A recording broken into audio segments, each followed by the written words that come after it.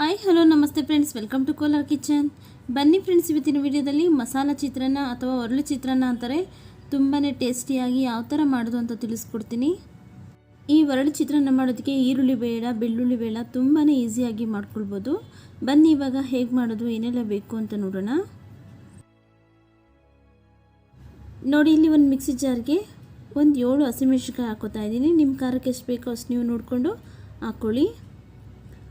ಹಾಗೆಯೇ ಈ ಕಪ್ಪಲ್ಲಿ 1 ಕಪ್ಪು ಹಸಿ ಕೊಬ್ಬರಿನ ಸಣ್ಣ ಸಣ್ಣದಾಗಿ ಕಟ್ ಮಾಡಿ ಹಾಕೋತಾ ಇದ್ದೀನಿ. ಸ್ವಲ್ಪ ಕೊತ್ತಂಬರಿ ಸೊಪ್ಪು, ಒಂದು ಅರ್ಧ ಸ್ಪೂನ್ ಜೀರಿಗೆ ಹಾಕೋತಾ ಇದ್ದೀನಿ. ಇವಿಷ್ಟನ್ನು ಇವಾಗ ನಾವು ತರಿತರಿಯಾಗಿ ರುಬ್ಕೊಂಬರೋಣ. ನೋಡಿ, ಈ ಥರ ರುಬ್ಕೊಂಡ್ರೆ ಸಾಕಾಗುತ್ತೆ. ಇವಾಗ ಇದು ರೆಡಿ ಆಗಿದೆ. ಇದನ್ನು ಒಂದು ಸೈಡ್ಗಿಟ್ಟು ಒಗ್ಗರಣೆ ಮಾಡ್ಕೋಬೇಕು. ಅದಕ್ಕೋಸ್ಕರ ಒಂದು ಬಾಣಲಿ ಬಿಸಿಗಿಟ್ಟು ಅದಕ್ಕೆ 2 ಸ್ಪೂನ್ ಎಣ್ಣೆ ಹಾಕೋತಾ ಇದ್ದೀನಿ. ಎಣ್ಣೆ ಬಿಸಿ ಆದಮೇಲೆ ಅರ್ಧ ಸ್ಪೂನ್ ಸಾಸಿವೆ, ಕರಿಬೇವಿನ ಸೊಪ್ಪು, 2 ಬ್ಯಾಡಗಿ ಮೆಣಸಿನಕಾಯಿನ ಮುರಿದ್ಬಿಟ್ಟು ಹಾಕೋತಾ ಇದ್ದೀನಿ. ಹಾಗೆಯೇ 2 ಸ್ಪೂನ್ ಕಡಲೆಬೀಜ, 1 ಸ್ಪೂನ್ ಕಡಲೆಬೇಳೆ ಹಾಕೋತಾ ಇದ್ದೀನಿ. ಇವಿಷ್ಟನ್ನು ಇವಾಗ ಎಣ್ಣೆಲೆ ಚೆನ್ನಾಗಿ ಫ್ರೈ ಮಾಡ್ಕೋಬೇಕು.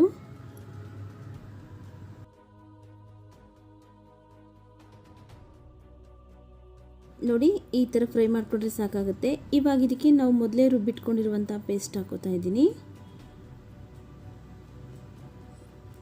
ಇವಾಗ ಇದನ್ನು ಸ್ವಲ್ಪ ಚೆನ್ನಾಗಿ ಫ್ರೈ ಮಾಡ್ಕೊಳ್ಳೋಣ. ಇವಾಗ ಇದಕ್ಕೆ ಒಂದು 1/4 ಟೀ ಸ್ಪೂನ್ ಆಗೋಷ್ಟು ಅರಿಶಿನ ಹಾಕೋತಾ ಇದ್ದೀನಿ. ಇದಿಷ್ಟನ್ನು ಒಂದು 2 ನಿಮಿಷಗಳ ಕಾಲ ಚೆನ್ನಾಗಿ ಫ್ರೈ ಮಾಡ್ಕೊಳ್ಳೋಣ. ಇದರ ಹಸಿ ವಾಸನೆ ಎಲ್ಲ ಹೋಗಬೇಕು, ಅಲ್ಲಿವರೆಗೂ ಫ್ರೈ ಮಾಡ್ಕೋತಾ ಇದ್ದೀನಿ.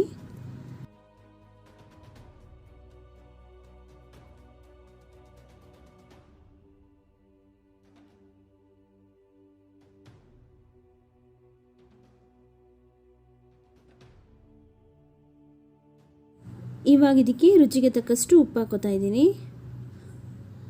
ಉಪ್ಪನ್ನು ಹಾಕಿ ಚೆನ್ನಾಗಿ ಮಿಕ್ಸ್ ಮಾಡ್ಕೋತಾ ಇದ್ದೀನಿ.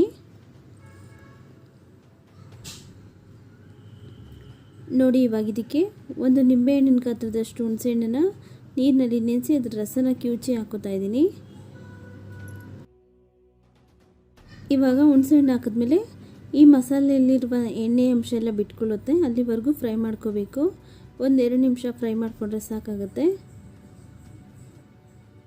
ನೋಡಿ, ಇವಾಗ ಎಣ್ಣೆ ಅಂಶ ಎಲ್ಲ ಬಿಟ್ಕೊಂಡಿದೆ. ಇವಾಗ ಇದಕ್ಕೆ ನಾವು ಮೊದಲೇ ಮಾಡಿಟ್ಕೊಂಡಿರುವಂಥ ಅನ್ನ ಹಾಕೋತಾ ಇದ್ದೀನಿ. ನೋಡಿ, ಉದ್ರುದ್ರಾಗಿ ಅನ್ನ ಇದ್ದರೆ ಚೆನ್ನಾಗಾಗುತ್ತೆ. ಇವಾಗ ಅನ್ನ ಹಾಕಿ ಚೆನ್ನಾಗಿ ಮಿಕ್ಸ್ ಮಾಡ್ಕೋಬೇಕು.